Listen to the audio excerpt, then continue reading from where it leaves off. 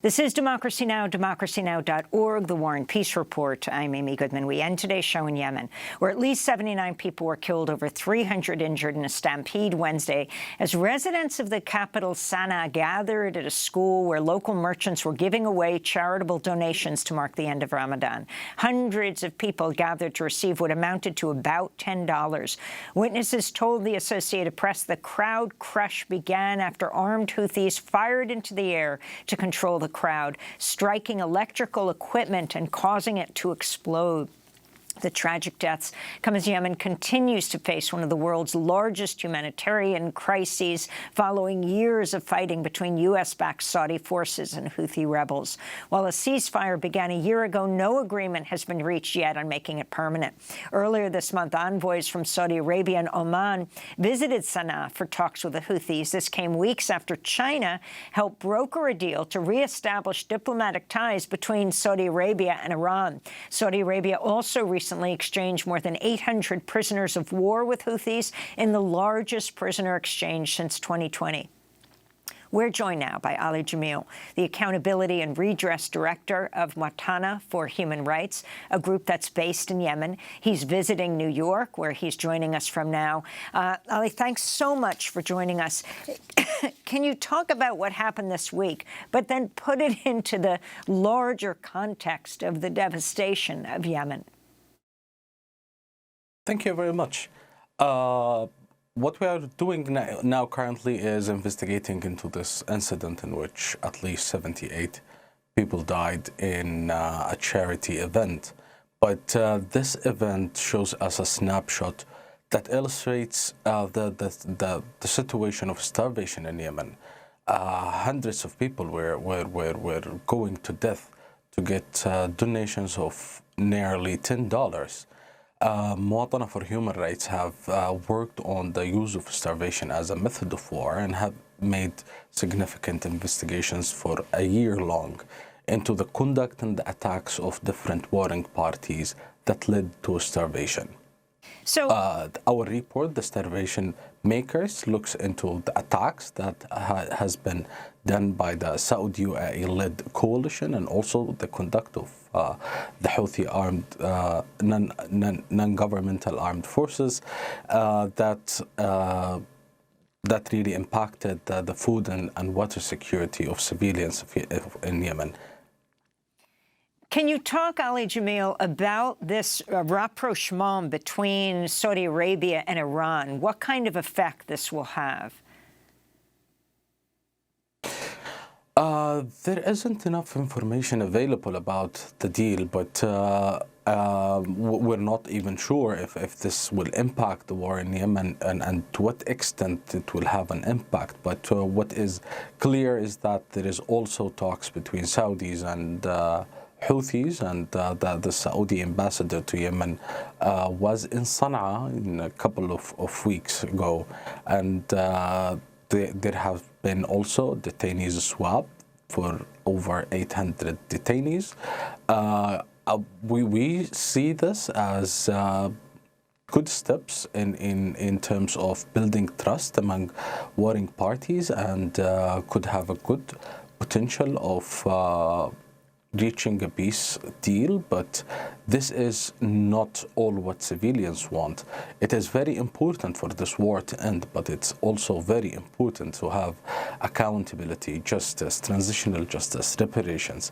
Yemen has a long history of armed conflicts that happened in the 60s, 80s, 90s, 2003, 7 wars in Sada.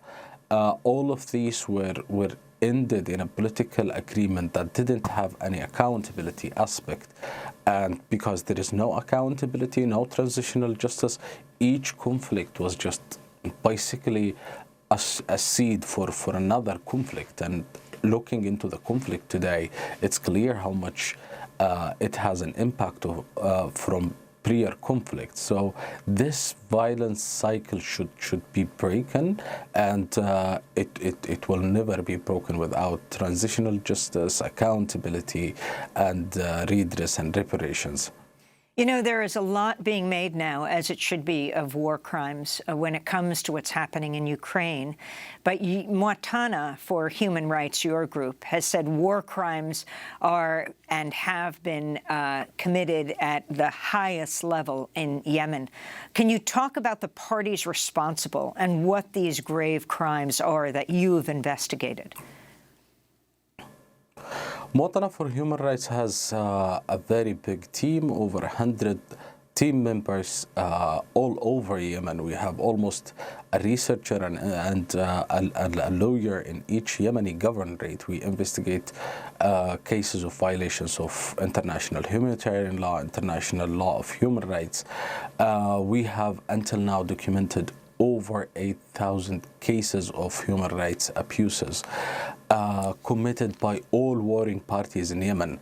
I can say that there is no warring party in Yemen better than the other one. All warring parties in Yemen has been committing horrific violations of human rights that may amount to war crimes.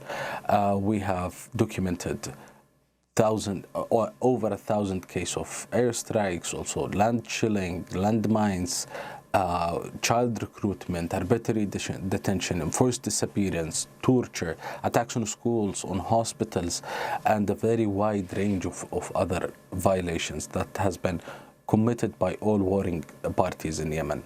We used to have in Yemen an independent mechanism formed by the UN, specifically by the Human Rights Council, called the Group of Eminent Experts, that it was the only independent mechanism that investigate in these violations. Unfortunately, in 2021, the Saudis just put all of the sticks and carrots to terminate the mandate of this investigative body, and currently Yemen doesn't have any UN or international investigative body to investigate on those crimes. And this didn't only stop the investigations and the reporting on the violations of Saudis, but it stops all the reporting and violations on Saudis, Houthis, STC, and other warring parties in Yemen. And finally, how will a peace process move forward that you think could stick, that you think would hold all sides accountable, Ali? Yeah, any peace that doesn't has accountability, transitional justice, reparations, truth-telling, is just a political agreement that can fall at any time. If we're really looking into a long-lasting, durable peace, we should really take the issues of accountability, transitional justice, also reparations to victims, and truth-telling into considerations. Ali Jamil, we want to thank you so much for being with us. Yemeni human rights advocate and accountability and redress director of Mwatana for Human Rights, visiting New York City from Sana'a, Yemen. That does it for our show. I'm speaking at two events this weekend. On Saturday, on April 22nd in Troy, New York, at a celebration of the Sanctuary for Independent Media, 7 p.m. And on Sunday, I'll be in Boston giving the 10th annual Dorothy Day Lecture at Emmanuel College at 1 p.m.